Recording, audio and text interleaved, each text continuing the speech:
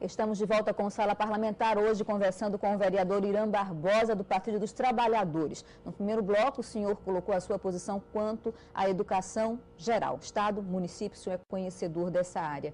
O senhor já disse, o senhor é um vereador de oposição, mas eu queria saber que postura é essa que o senhor vai ter enquanto oposição. É dizer não aos projetos do Executivo? Qual vai ser a sua postura? Bom, então, primeiro, eu acho que é importante afirmar essa condição, essa característica que o meu mandato nesta legislatura assume. Eu fui eleito para ser um vereador de oposição, tendo em vista que durante o processo eleitoral eu defendi um projeto para o Executivo Municipal que foi derrotado. O projeto que eu defendi foi derrotado. Mas eu fui eleito inclusive na condição do vereador mais votado da capital sergipana neste momento. Ora, isso configura que o eleitorado aracajuano fez uma delimitação muito precisa da atuação do Executivo nesse momento, aprovando um outro projeto diferente daquele que eu defendi, né? E mesmo assim aprovando um projeto executivo diferente, me conduziu numa condição, inclusive, privilegiada, que eu tenho que corresponder a ela, com muito trabalho, para ser vereador. E aí serei vereador de oposição. Isso tem que ficar muito delimitado, demarcado, com toda tranquilidade. Aliás, na minha experiência parlamentar, será a primeira oportunidade que estarei atuando como vereador de oposição. Embora, mesmo nos momentos, como parlamentar de oposição, mesmo nos momentos em que atuei como parlamentar de situação, digamos assim, sempre mantive a minha postura crítica, autônoma, né, independente e respeitosa. E é essa postura que pretendo continuar tendo como vereador de oposição. Laura, para responder a sua pergunta objetivamente, eu não acho que ser de oposição significa dizer obrigatória e necessariamente sempre não. Ser de oposição significa você ter um plus na sua responsabilidade, porque você vai ter que estar apresentando alternativas àquilo a que você diz não, né? Ser de oposição significa que você vai ter que ter o discernimento para cumprir bem a tarefa de fiscalizar, que aí eu acho que independe de ser oposição ou situação. Esse é o papel do vereador. É o papel do parlamentar, em qualquer espaço que ele ocupe, na condição que ocupe, tem que fiscalizar, porque quem foi que disse que quando você é vereador, deputado de situação, o executivo sempre acerta? O executivo pode errar, mesmo sendo o executivo que você ajudou a eleger. E o senhor mostrava isso sem sombra de dúvida. Sempre tive essa preocupação de não perder a noção de qual é a responsabilidade do parlamento. Aliás, eu escrevi recentemente um artigo que foi publicado no Jornal de Circulação Diária da nossa cidade, colocando exatamente a necessidade de nós mudarmos a história do legislativo no nosso país. Porque, lastimavelmente, sou professor de história, e a história nos mostra que desde a origem, quando nós assumimos um caráter de nação independente e tal, o legislativo já nasce muito sob o comando, sob o controle do executivo. Foi assim com a criação do poder moderador lá no Império, quando o imperador tinha o condão de controlar os outros poderes, inclusive o legislativo. Foi assim na experiência de parlamentarismo às avessas que nós tivemos ainda no período imperial. Na história da República do país, lastimavelmente, o Executivo sempre procurou colocar de joelhos o parlamento. Nós precisamos mudar essa postura. E não tem sido muito diferente. É como se o moderador continuasse existindo. Sem sombra de dúvida.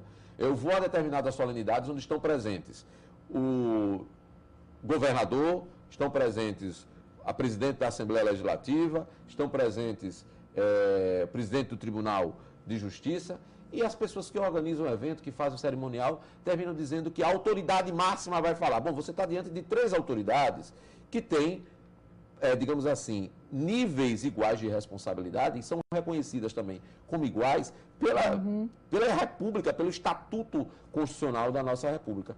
E você termina tendo uma visão de que o Executivo é sempre superior. Precisa mudar essa postura. O Legislativo tem que ter autonomia. Então, não serei um vereador só do não. Serei do não quando for necessário dizer não, porque sempre soube exercitar o não, sendo de situação, e agora sendo de oposição, é que não vou abrir mão mesmo da minha prerrogativa de saber dizer não. Agora, para dizer não, nós também temos que saber dizer. Nós temos que pesquisar, nós temos que estudar, nós temos que mostrar por que é o não, nós temos que apresentar, inclusive, alternativas, porque não basta dizer não quando a dificuldade está posta, precisa apresentar alternativas.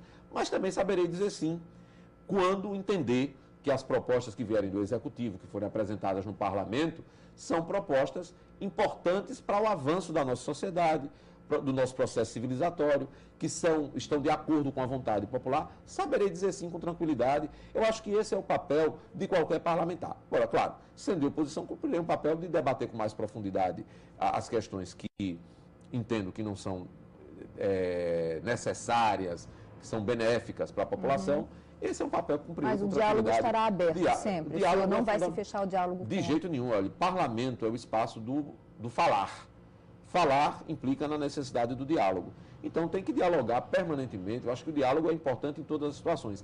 E para quem é parlamentar, negar seu diálogo é negar a essência da sua tarefa, que é de falar, é de dialogar, é de discutir, é de debater, é de apresentar alternativas, é de concordar, é de discordar, né? Agora, não posso perder de vista, isso é pedagógico, é educativo para a população, entender que existem projetos diferentes em disputa, existem projetos diferentes sendo debatidos. Isso tem que ficar muito claro. Digo isso para dizer que nós não podemos confundir a população, né, com posturas que, no momento, faz a disputa de projeto e, no momento imediatamente subsequente, já está confundindo a população porque está dentro de acordos, está já juntando projetos que há poucos momentos eram opositores, agora já estão juntos. Isso a gente não pode, a gente tem que ajudar a, digamos assim, esclarecer melhor, educar melhor do ponto de vista político a opinião pública. Eu acho que a tarefa de um parlamentar também é essa.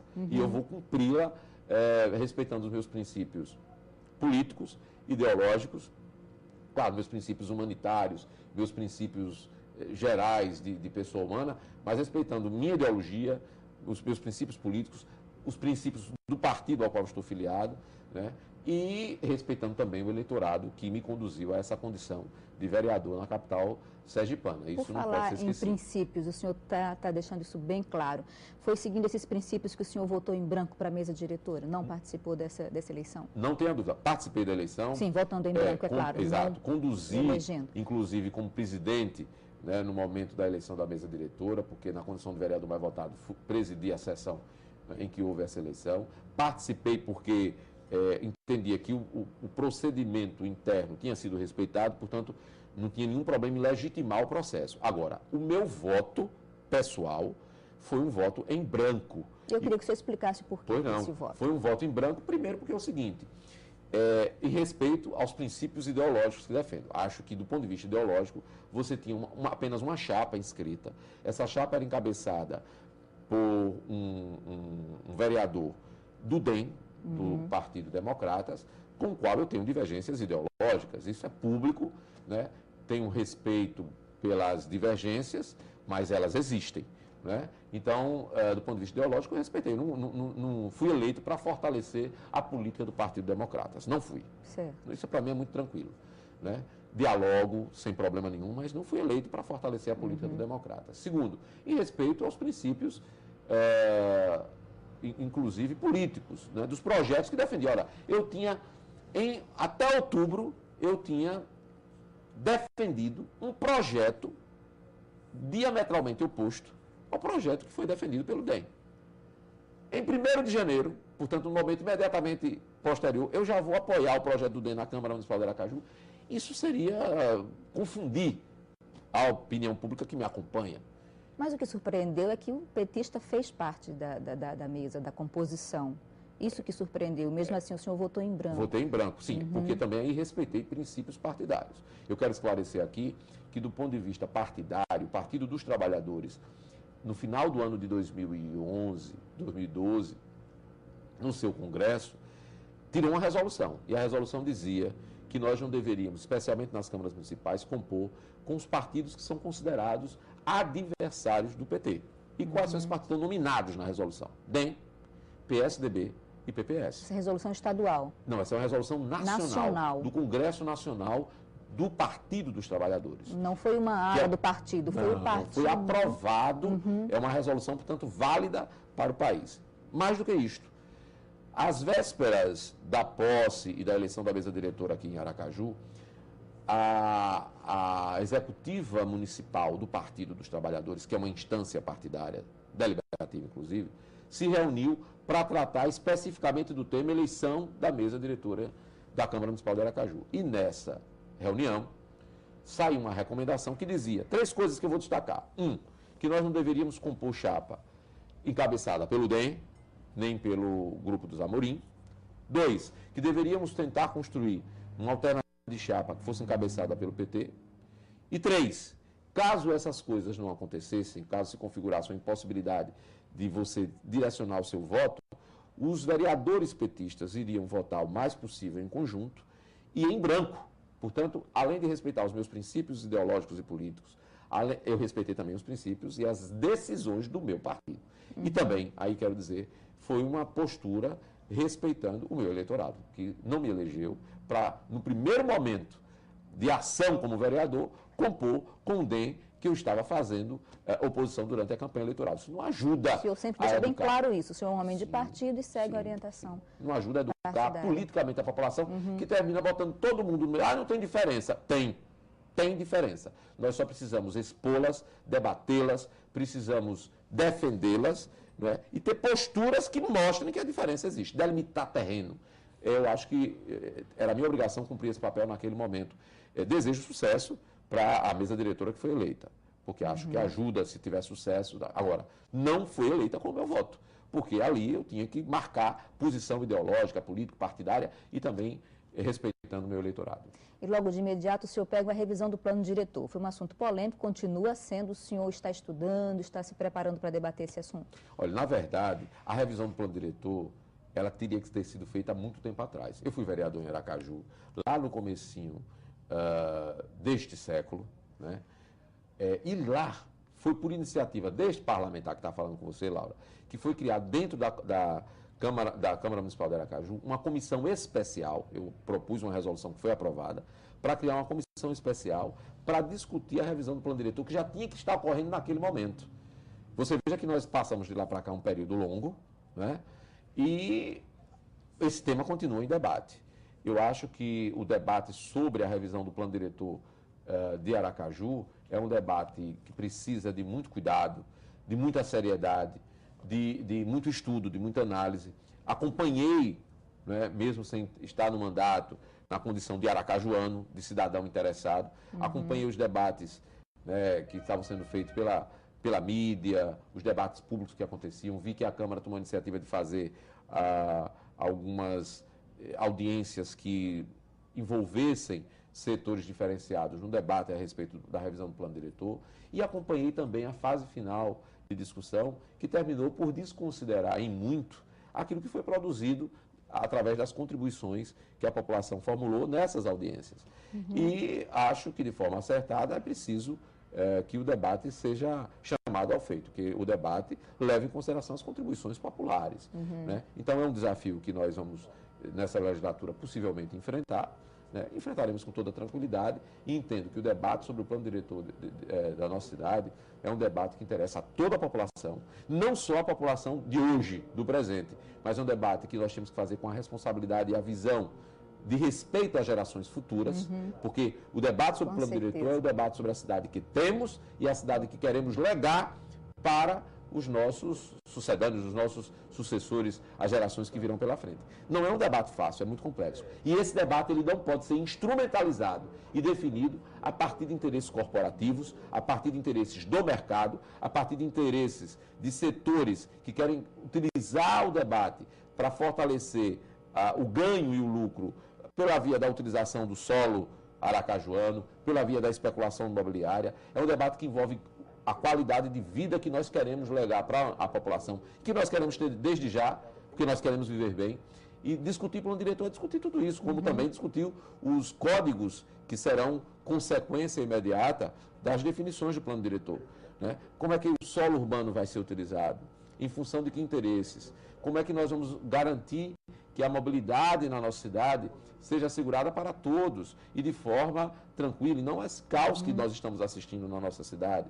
Né? E por mobilidade eu não estou me referindo apenas a trânsito, eu estou me referindo ao direito que a população que tem condição de se locomover com facilidade, mas a população também, por exemplo, que tem dificuldades de locomoção, como idosos, como pessoas com deficiência. Né? Se você for observar, a nossa cidade, muito recentemente, está começando a despertar para a necessidade de ouvir esses setores. Num debate como este, sobre revisão do plano diretor, Isso tem que estar incluído. A formatação, a organização espacial da nossa cidade tem que atender esses interesses. Por exemplo, como é que ficam os aquíferos que banham a nossa cidade, a preservação ambiental, o que é que desta cidade... Estão sendo destruídos, os mangos destruídos, as áreas verdes que nós não temos. A ocupação dos espaços que garantem a penetração da circulação de ar na cidade por verdadeiras barreiras de prédios que são construídos.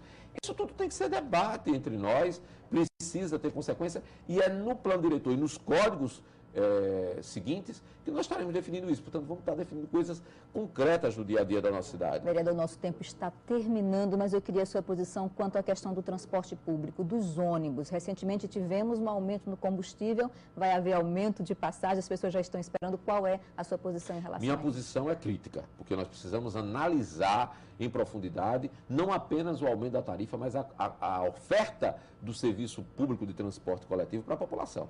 Discutindo a qualidade, discutindo os insumos, claro, que instrumentalizam, digamos assim, a formatação da planilha que define o custo e o valor da tarifa, né?